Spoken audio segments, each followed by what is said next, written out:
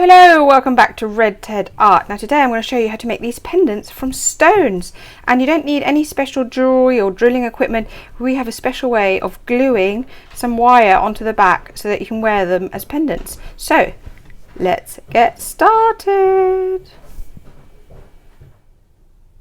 Okay, so to make our pendants you will need a variety of things. So it will look like a lot, but it's really about finding what you've got at home. Now the way I've secured, and this is the one I made earlier which I'll be painting in a minute, the way I secured it is I used some craft wire, so you'll need craft wire and some clippers, and I used a little bit of felt, and I actually just used PVA glue, some really strong PVA glue. Now if you don't have this, you can use something like Gem Tack. This is amazingly strong, or I think it's called, is it E6000 in the US? I'll link below what it is and you can have a look. Now again, if you don't have the wire and felt, you could experiment, see if you can glue on a ribbon. Now if you do use ribbon, make sure you don't just put a little bit at the top. It's got to be a really big surface to really support your stone. So you could do a big ribbon like this, but I quite like the wire method. And then once you've got it secured like this one, you'll of course have to decorate it. And now here's your choice of tools for decorating it. I've got four different things actually. You could use some marker pens, or marker pens only. You could use some acrylic paints like System 3. You could use some enamel paints like these ones, or you can use nail varnish. Nail varnish is really good for this kind of craft. Also you could do some glitter glue hearts, which I've done in the past as well. So really have a look at what you've got at home and obviously use those. So let's get started. So the first thing I'm going to do is I'm going to cut a piece of wire off. There's no exact measure. And then I'm going to, but don't make it too short. I'm going to try and fold it exactly in half. It doesn't have to be exact, but the closer it is to being exact, the better. So that's your first bit done. Next thing you're going to do is cut out a piece of felt, which is nice and big. The reason I want it nice and big is to give it lots of opportunity to stick to the back of your stone. So I've cut a sort of ovally shape to fit the stone, but obviously you don't want it to show, so this I think is probably quite good. Okay, and now this is the clever bit. I'm going to push my the metal bin in and out, and then I'm going to twist it round. So a little bit fiddly, so I'll just get on with doing that, and then I'll show you the next steps. So I managed to push it through twice. Now the reason I'm doing that is to make sure it's got extra hold and it doesn't slip out, because although the felt will stick on really well, this could easily slip. So then I'm just twisting this round, kind of to give it extra grip. Okay, so you do need one of these. Then the next thing I'm going to do is I'm going to give it a little twist at the top, because that means I can, well actually I'm going to glue it first, and then on this one you can see after I've glued it, I've then twisted it over, but we'll see that in a minute once it's sort of nearer to actually wearing time. So get the glue. Like I say, this is just PVA glue. It's a really good quality one. I love this one, and it's the only one I buy.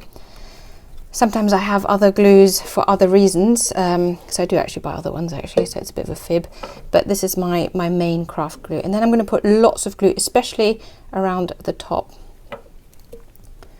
This is a really great way to make jewellery out of stones without having any professional equipment. Don't need to have lots of expensive stuff to get crafty. Here we go. And then you stick that down.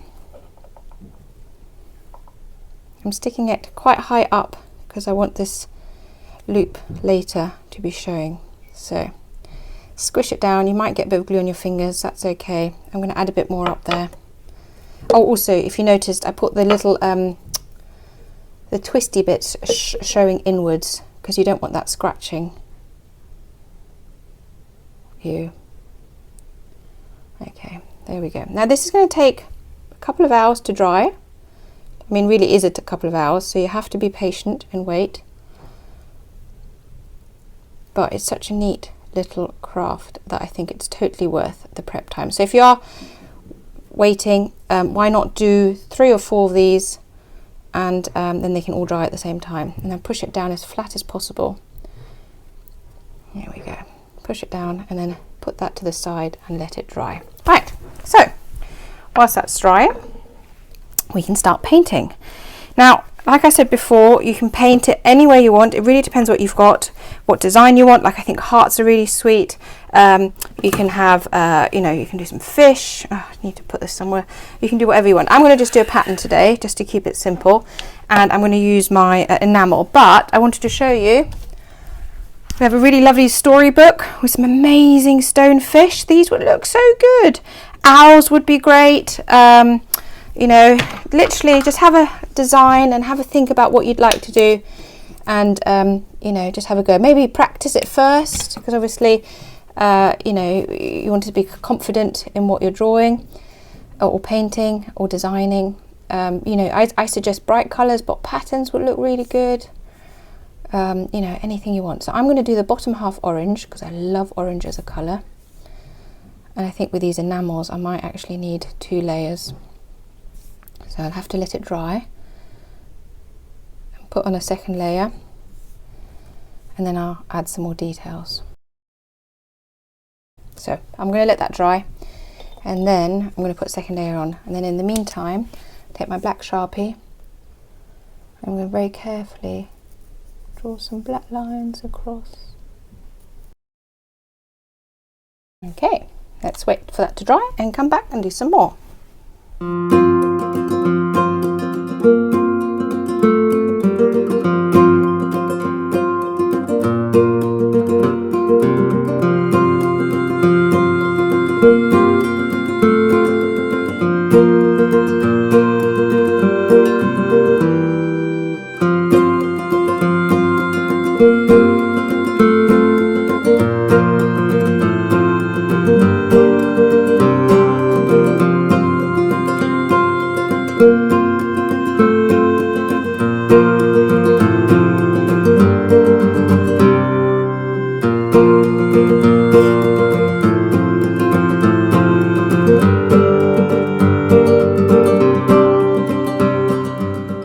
Okay, so I'm just going to let these dry, and like you see, I put a clothespin there to help secure it a little bit, and then once they're fully dried, we'll come back and have a look at what they look like finished. Aren't they cute? Anyway, keep watching.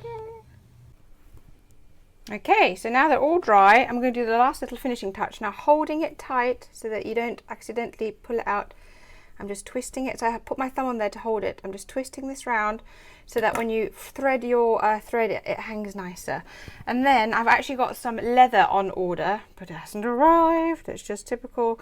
But you just thread through your string or you know, leather, whatever, and you have yourself a wonderful nature pendant. Now, as you can see on mine, I've left sort of some stone free so you can see it. Of course, you can cover it completely, but I quite like the idea of showing a little bit of the stone, because I think that just kind of makes it sort of natural. Anyway, hope you like it. Don't forget to subscribe to the channel, and see you here again soon. Bye.